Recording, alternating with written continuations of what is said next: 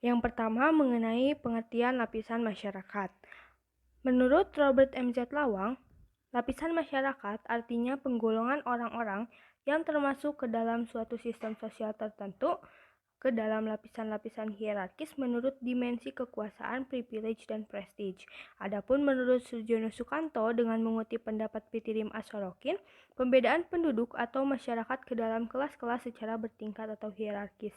Dapat disimpulkan bahwa pengertian lapisan masyarakat yaitu penggolongan orang-orang atau masyarakat terhadap suatu lapisan tertentu yang biasanya berdasarkan kekuasaan, kekayaan, atau ilmu pengetahuan, dan lainnya.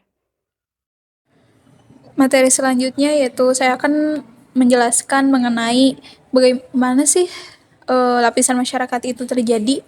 Jadi munculnya kelas-kelas sosial dapat muncul dengan sendirinya dalam proses perkembangan masyarakat.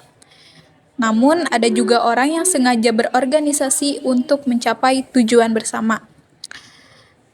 Alasan-alasannya yang menyebabkan terbentuk kelas-kelas sosial tersebut secara otomatis adalah kecerdasan, tingkat usia, keaslian kepemilikan kerabat seperti kepala masyarakat, mungkin juga kekayaan dalam batas-batas tertentu.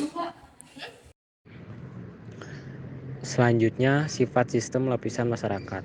Sifat sistem lapisan masyarakat terbagi menjadi dua, yaitu yang pertama bersifat tertutup. Bersifat tertutup yaitu maksudnya membatasi kemungkinan pindahnya seseorang dari satu lapisan ke lapisan yang lain, baik gerak ke atas maupun gerak ke bawah. Yang kedua, bersifat terbuka. Sistem ini memungkinkan setiap individu dalam masyarakat memiliki peluang untuk meningkatkan posisi mereka sendiri. Ini berarti bahwa anggota masyarakat memiliki kesempatan untuk bergerak dari satu lapisan ke lapisan lain dalam berbagai aspek seperti pendidikan, kekayaan, jabatan, kekuasaan, dan lain-lain. Kelas sosial atau sosial kelas. Kelas sosial adalah semua orang dan keluarga yang sedangkan kedudukannya di dalam suatu lapisan. Sedangkan kedudukan mereka itu diketahui serta diakui oleh masyarakat umum. Beberapa pendapat tentang kelas sosial diantaranya, yang pertama dari Kurt D. Meyer, istilah kelas hanya dipergunakan untuk lapisan yang berdasarkan atas unsur-unsur ekonomis, sedangkan lapisan yang berdasarkan atas kehormatan ke masyarakat dinamakan kelompok kedudukan atau status group.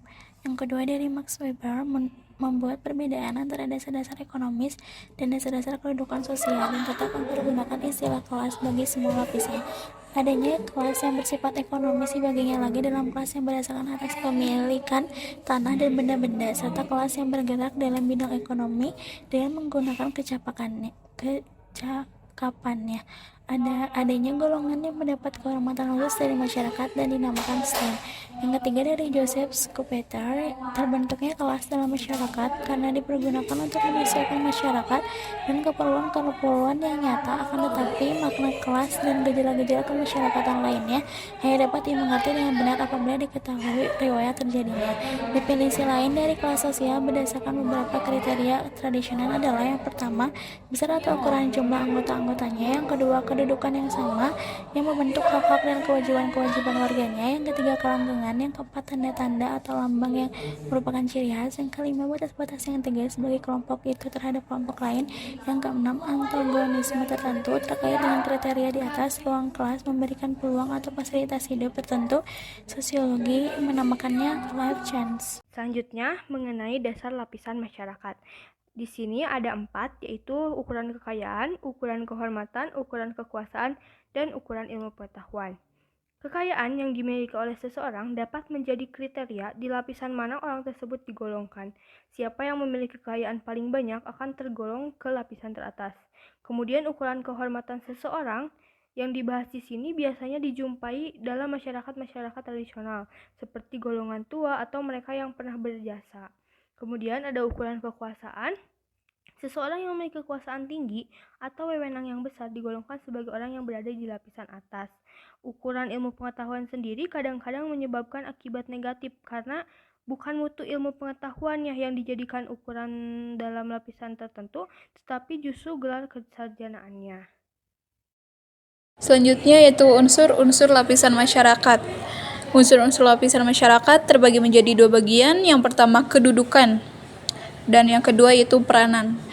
Kedudukan artinya sebagai tempat atau posisi seseorang dalam suatu kelompok sosial. Nah, dari kedudukan itu sendiri terbagi menjadi 3, yaitu scribe status, artinya kedudukan yang dimiliki seseorang dalam masyarakat berdasarkan keturunan atau kelahiran. Lalu yang kedua ada achieved status, artinya itu kedudukan yang diperoleh seseorang dalam masyarakat melalui upaya yang disengaja, bukan melalui kelahiran.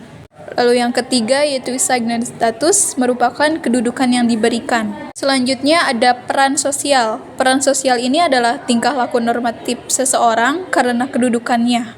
Namun peran lebih mengacu pada fungsi.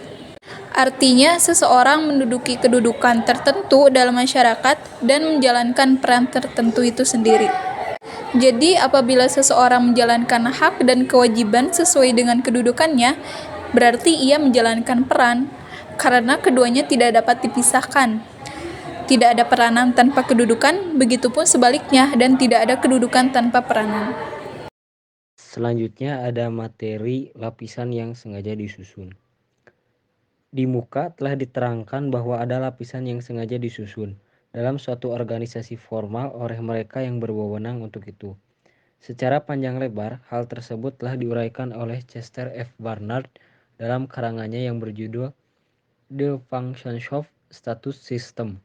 Walaupun Barnard hanya membatasi diri pada uraian tentang sistem pembagian kedudukan dalam organisasi formal yang di dalam masyarakat merupakan bagian-bagian yang khusus. Dikatakan olehnya bahwa faktor-faktor yang terdapat di dalam organisasi itu selalu mempunyai hubungan timbal balik dengan keadaan di dalam masyarakat luas. Perlunya sistem lapisan masyarakat. Dengan itu, mau tidak mau ada sistem lapisan masyarakat karena gejala tersebut sekaligus memecahkan persoalan yang dihadapi masyarakat, yaitu penempatan individu dalam tempat-tempat yang tersedia dalam struktur sosial dan mendorongnya agar melaksanakan kewajiban yang sesuai dengan kedudukan serta perannya.